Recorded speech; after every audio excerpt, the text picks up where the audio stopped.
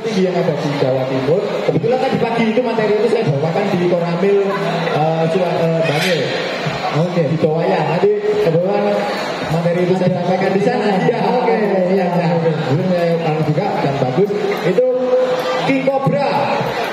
King Cobra. Ular lagi ya. Lalu Cobra. Cobra. Ular pelan. Ular weling. Ular insul atau luwuk atau ular hijau ekor merah. Nah, itu ular yang populer yang ada di sekitar kita. Oke. Ya kan, ketika saya menyebutkan nama itu orang pasti nyambung. Ular kobra, oh si ngadeg mang mekar. Ya. Lalu ular luwuk, ular hijau ekor merah, orang masih bisa nyambung. Lalu kobra masih bisa nyambung. Ular weling masih bisa nyambung. Ular belang-belang. Ya. Oke. Sudah dapat berapa tadi? Sudah 4. Ular king cobra, welang, weling, apa lagi satu? Luwuk, ular hijau, ular merah. Ada 5 ya? Kurang 5 lagi. Yang 5 lagi ini tidak begitu populer. Karena ada ular picung. Mungkin beberapa teman-teman masih tidak tahu ya. Ular picung, ular yang unik itu. Dia dari keluarga Colubridae tapi berbisa tinggi dan dia juga beracun. Oh, juga beracun. Biasanya di atas pohon gitu ya, Mas ya? Atau kalau ular picung tidak, ular picung ada di sekitar rumah kita dan dia terestrial. Oh, terestrial. Jadi di taman gitu ya, di bawah ya. Jadi sama aja ya. Oke.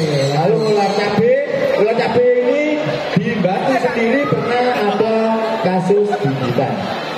Pernah ada kasus gigitan. Picung, ular cabe ya, Calliope intestinalis. Oh, ular cabe kecil. Ciri-cirinya gimana sih, Mas? Ciri-cirinya kecil banget. Itu untuk aksesnya atau mampu-mampu sekitar 60 cm. Oh, ya. Jarang kecil ya, ukuran segitu. Jadi dia tubuhnya itu agak dominannya warna gelap, agak hitam atau abu-abu. Di punggung tubuhnya itu ada garis warna jingga atau kemerahan. Mulai dari tengkuk, mulai dari apa namanya? Turun kepala. Bukan tapi kening ya. Ular cabe. Ada ular cabe. Boleh. Kita tunjukkan sama para pengunjung di sini gimana ular cabe ini. Nah, untuk ular cabe kecil ini dia dikategorikan berbisa tinggi, tapi dia ukurannya kecil. Oke, kayak gitu. Potensi bahaya membahayakan nyawa manusia, tapi untuk tingkat fatality-nya tidak begitu tinggi. Oke, ini masih ular kecil ya, ular cabe ya. Enggak nyata kan ya? Bisa diisikan, Mas. Oke, ular cabe ini banyak ditemui di mana sih, Mas, ular cabe? Ini juga sangat dekat dengan kita, dengan masyarakat. Oke, saya mau mungkin para pengunjung yang mau lihat ular cabe boleh maju ke depan. Para pengunjung yang mau lihat ular cabe boleh maju ke depan. Barangkali ada para pengunjung yang pernah lihat ular cabe boleh maju ke depan. Mau lihat ciri-cirinya seperti ini ular cabe. Ini ular cabe ini udah maksimal size ya, Mas? Ini udah maksimal size? Belum ya? Tapi besarnya seperti ini, sudah sampai sini. Ya, rata-rata sekian ini. Oke, jadi ini ya penampakannya ular cabe. Jadi memang kecil seperti ini, tapi panjangnya ini nanti bisa lebih panjang lagi, kurang lebih 60 cm. 60 cm. Pada bagian bawahnya bisa dilihat, Mas, warnanya belang-belang seperti ular weling. Dan pada ujung ekornya itu berwarna jingga atau kemerahan. Nah, apabila ular ini terprovokasi, dia akan memimpikan badannya mulai dari leher sampai ke pangkal ekor. Kalau ular kobra tadi kan berdiri memekarkan tubuhnya, hanya memimpikan badannya itu hanya sebatas dia berdiri. Kalau ular kobra hanya sebatas tubuhnya aja. Oke. Ular ini tidak sepanjang tubuhnya, dia akan mekar seperti ini dan mengangkat ekornya, memperlihatkan warna cerah di ekornya dengan harapan predator akan takut mendekati, menandakan bahwa dia bisa tinggi. Makanya dari situ awal penamaan ular cabe. Cabe kecil. Iya, cabe kecil ini cabe rawit juga. Mematikan juga ya. Tapi yang kemarin kegigit, mohon maaf nih, Mas, saya bertanya. Selamat nggak, Mas? Selamat ya. Untuk tingkat fatality-nya ini masih nggak begitu tinggi. Tidak begitu tinggi. Ya. Jadi kita menghadapi ular itu kita tahu nih ular ini berbisa tinggi, tapi mindset kita itu jangan paradigma negatifnya jangan terlalu tinggi. Oke, yang berkembang di masyarakat kita ini kayak ular. Ketika kita menyebut orang ular itu kayak Kali ya, karena kok jodohan lah. Ular sing bahaya. Ada ular boleh masuk rumah, wah ini kiriman. Ada jin kayak gitu ya. Bukan seperti itu. Oke. Jadi kayak gitu ya Mas ya. Jadi kayak gitu ya. Ya memang mungkin mereka cari makan atau populasinya dari sana terganggu gitu ya Mas ya. Turun dari populasi aslinya mereka jadi masuk ke rumah boleh cari makan atau populasi aslinya mereka terganggu seperti itu. Oke, ada jenis 5 ya tadi Mas ya. Ini 6 ya. 7 tadi ya. 8 yang ke-8. Yang ke-8 di daerah Batu Jini juga ada ular viper pohon atau bandotan palem. Caspedocephalus punisius. Itu di Batu sini ada dan pernah juga ada kasus gigitan. Ketika zaman corona kemarin saya dapat laporan itu ada petani bunga di daerah rumahnya Mas Imin itu mana sih? Rumahnya Mas Imin mana? Daerah Sidomulyo ada kasus petani bunga itu sedang panen. Terus dia tergigit tangannya itu terkit panas katanya. Dia nggak sadar kalau itu tergigit ular. Dipikirnya kena duri atau tergigit laba-laba. Oke. Terus dia meneruskan pekerjaannya untuk panen bunga. Setelah sekitar 10 atau 15 menit tangkap panas, semakin lama semakin panas, bengkak terus menyusut. Penasaran, dicarilah penyebabnya. Ternyata ular bandotan palem tersebut dan beliau dibawa ke rumah sakit mana itu ya, yang sebelah itu sebelah sini rumah sakit, sebelah sini juga rumah sakit, terus ada daerah mana?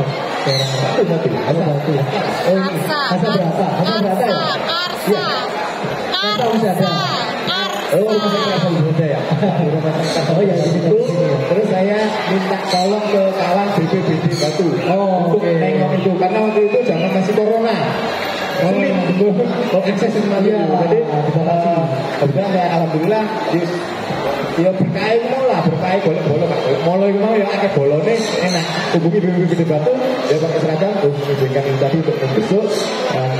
Ketika saya membesuk malamnya, besoknya beliau operasi bagian jarinya yang tergigit sudah nekrosis atau terjadi pembusukan. Jadi yang jarinya. Oke. Jadi efeknya ular apa namanya?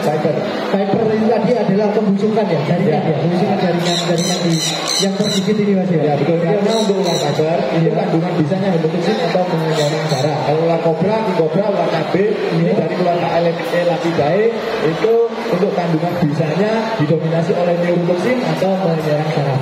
Neurotoxin. Jadi setiap ular memiliki jenis bisa yang berbeda dan nanti efeknya juga berbeda. Begitu Mas ya? Betul sekali. Oke, ada lagi yang mau bertanya? Sebelum masuk ke ular selanjutnya. Ada lagi yang mau bertanya? Tidak ada. Masuk ular selanjutnya. Terakhir ular selanjutnya. 9. Habisnya. 8. Satu lagi. 8. Kobra, pink kobra, elang, eling, luwuk, ular cabe, kecil, picu, terus kuning, kurang 2 ya. Apa lagi? Oh di Jawa Timur ya, di Jawa Timur saya bilangnya ya. Oke, saya bilangnya di Jaboya siamensis. Untuk di area Malang Raya alhamdulillah nggak ada. Dan ini ular endemik. Persebarannya juga keren. Di Surabaya Barat, Gresik itu banyak ditemukan. Lalu Bali diloncati ketemunya di Nusa Tenggara Timur. Di Malang masih aman ya Mas ya? Ya, di Malang alhamdulillah aman. Apalagi Batu, insya Allah Batu. Itu karena itu ularnya dengan terestrian tapi areanya kering. Oke. Yang selanjutnya adalah si ranjau Barat atau Calloselesma rhodostoma. Itu di Jawa Timur juga ada, di daerah Lamongan, Gresik, Surabaya Barat, Madura.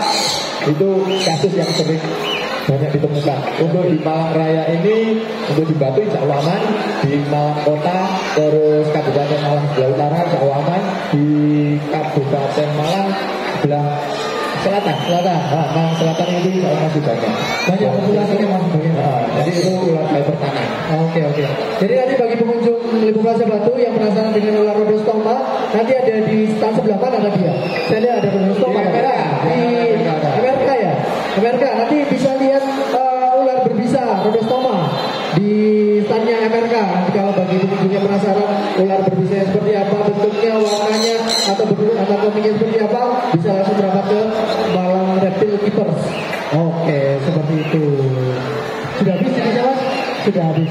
Oke. Gimana teman-teman? Ada yang mau bertanya lagi nggak nih? Tentang masalah ular, cara penanganan, atau teman-teman pernah mendapatkan ular yang masih dipelihara sampai saat ini tapi belum tahu nih jenis ular ini jenis ular apa? Kayak gitu. Ada yang mau bertanya lagi? Kalau tidak, akan saya tutup sesi ini. Oke, sudah selesai. Oke, sudah selesai baru saya ucapkan terima kasih sudah memberikan edukasi tentang ular-ular berbisa, tentang jenis-jenis ular berbisa, tentang cara penanganan, bagaimana kita menangani atau P3K pertolongan pertama pada gigitan ular berbisa seperti itu. Terima kasih Mas Warung dan Mas Abgo.